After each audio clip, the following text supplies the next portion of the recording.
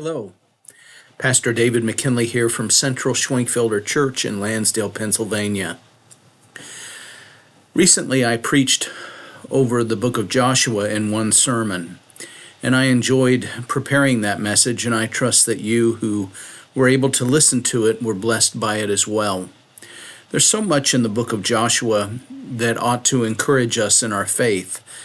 Joshua is filled with stories of courage, and Joshua, being a very brave man, doing as the Lord instructed him, he is a man of not only courage but also of deep devotion to the Lord. Joshua chapter 5, verses 13 through 15 records this story. When Joshua was by Jericho, he lifted up his eyes and looked, and behold, a man was standing before him, with his drawn sword in his hand. And Joshua went to him and said to him, "Are you for us, or are you for our adversaries?" And he said, "No, but I am the commander of the army of the Lord. Now I have come." And Joshua fell on his face to the earth and worshipped, and said to him, "What does my Lord say to his servant?" And the commander of the Lord's army said to Joshua, "Take off your sandals from your feet, for the place where you are standing is holy." And Joshua did so. This is a great story in that it functions as another fulfillment of God promising Joshua that he would be with him as he set out for the conquest to occupy the land of Canaan. Just a little bit of a background to this story. Joshua is at Gilgal with the children of Israel, and the new generation of those who had followed the Lord, who had not hesitated to enter the promised land like that generation under Moses. This new generation was ready to receive the promised land from God's hand, and none of them had been circumcised. And circumcision was the sign and seal of God's covenant with his people.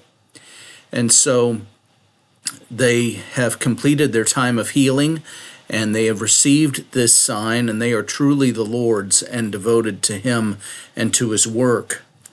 This also takes place after the manna had ceased to drop from the sky, because now Joshua and the children of Israel have come into the promised land, and they have just eaten from the fruit of the land, from the produce as well as from the grain.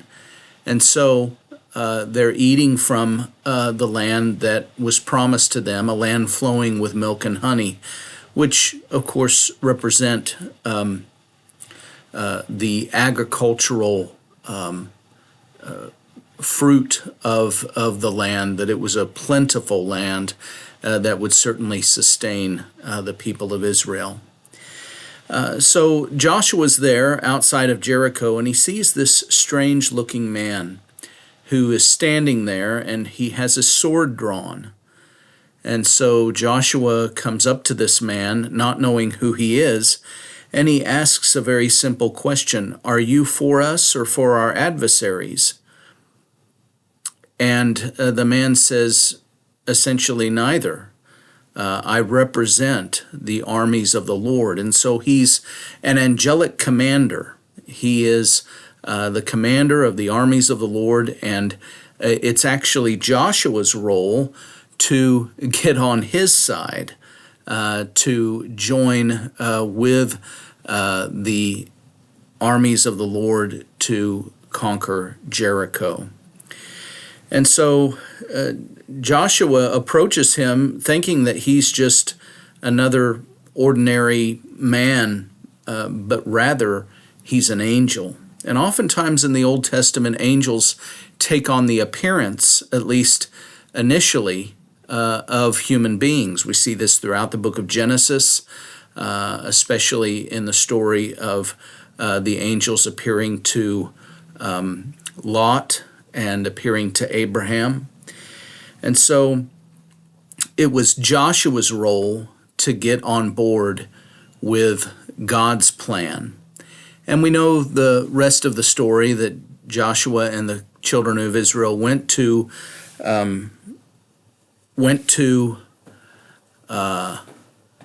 Jericho. They marched around the city once per day for 6 days, and then on the seventh day, they marched around the city for 7 days, and then they were to shout, and then the wall would come down, and they were then able to conquer the city.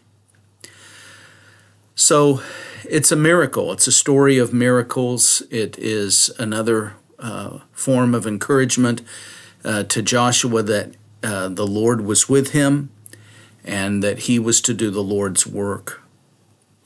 I hope that you're encouraged by this, to know that God is at work in your life as you submit to Him, that in fact we are not to assume that God is joining us in our work, but we are to be joining Him in His work, whatever that work might be. I hope that you'll come to worship this Sunday as we have our Youth Sunday. We're hearing from our young people as well as Reverend Julian, and then we'll have a brunch at 10:15, Connect service at 9 a.m., then brunch at 10:15, and then our annual congregational meeting at 11. And I hope that you're able to be there and to hear the exciting things that are happening in the life of our church. And I hope to see you soon. May the Lord bless you.